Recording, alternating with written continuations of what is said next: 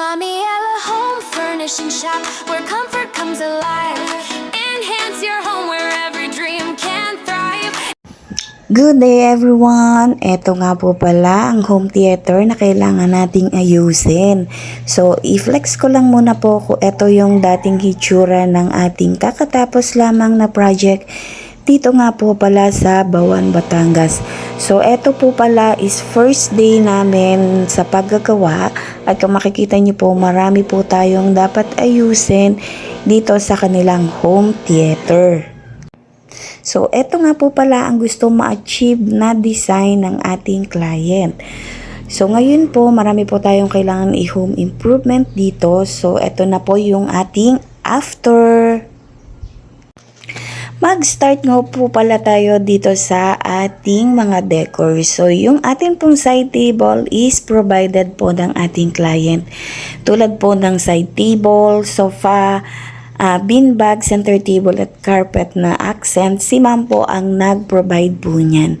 So yan, dito nga po sa home theater, naglagay po tayo ng 3-seater na recliner sofa. So ito, i-flex ko nga po mga kabahay yung kanilang sofa.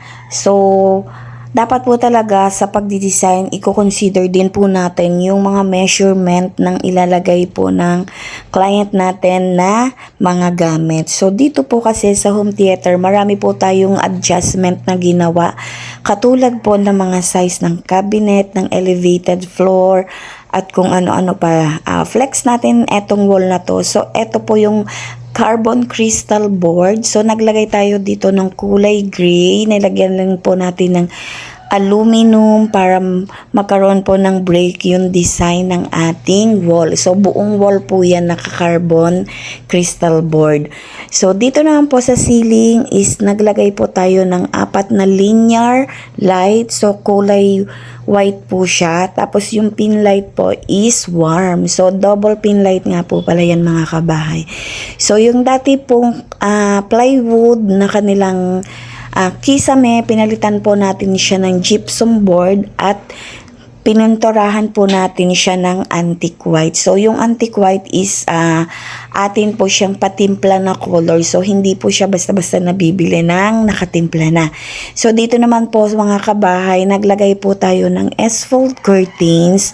So, actually, gusto po ng ating client is double curtains. Kaya lang po sinuggest ko kay ma'am na medyo kakain po talaga siya ng space if magdo-double curtains kami. So, okay na po yung single. Na-block niya na po yung liwanag na papasok dito sa theater. Dito naman po sa flooring, dati po siya naka-tiles na color black.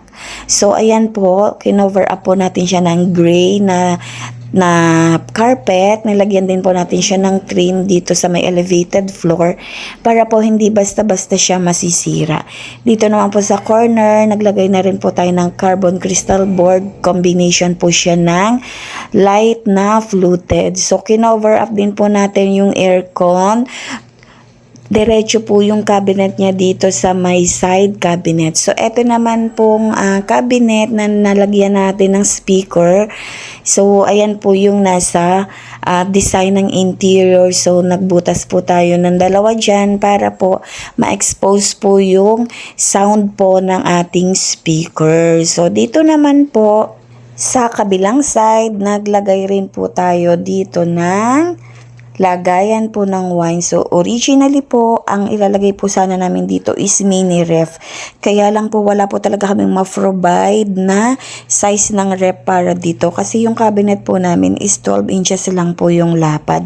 So, nag-decide nga po kami na ganito na lang po yung ipalit natin. So, naglagay po tayo ng glass rack at saka ng wine shelves.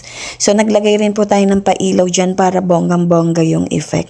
So, wala rin po kayo makikita dito na mga handle kasi lahat po ng cabinet dito, drawer at saka po mga pinto is push to open. So, ganyan nga po siya mga kabahay. So, dito naman po sa kabila ay naggawa rin po tayo ng 3 drawer.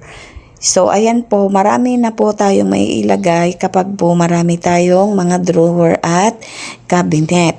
So, dito naman po sa taas, naglagay naman po tayo ng outlet at dito po yung switch ng ating strip light. So, ayan po, combination din po siya ng color brown.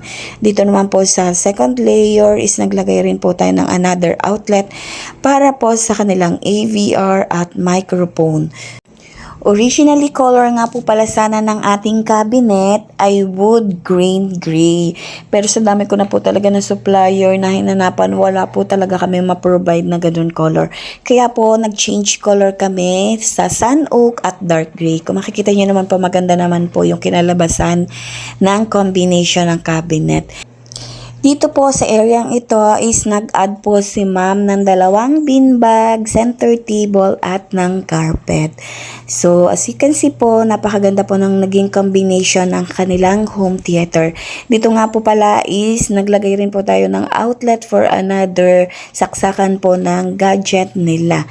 So yan po mga kabahay ang naging theater improvement natin sa mga gusto pong home improvement, magpagawa po ng blinds, cortina, furniture, modular cabinet. You can message Mami Ella Home Furnishing Shop located at Ilat North, San Pascual, Batangas.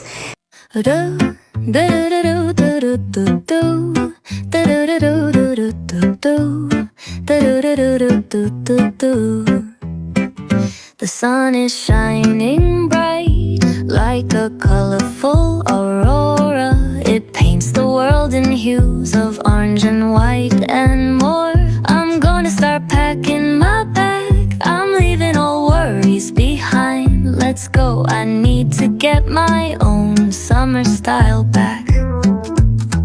The breeze is playing soft through the palm trees loft. Seen it whisper secrets of each land.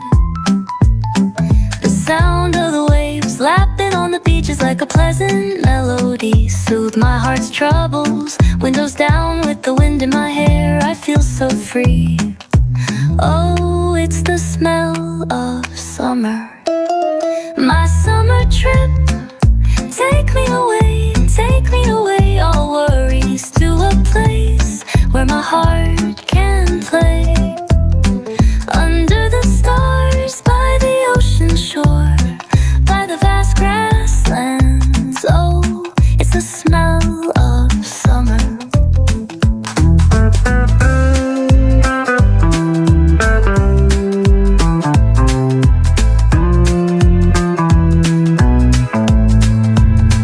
I find a hidden cove where the dolphins rove. I watch them dance in the ocean's cove. I build a sandcastle high. I touch the summer sky. I sit around a fire.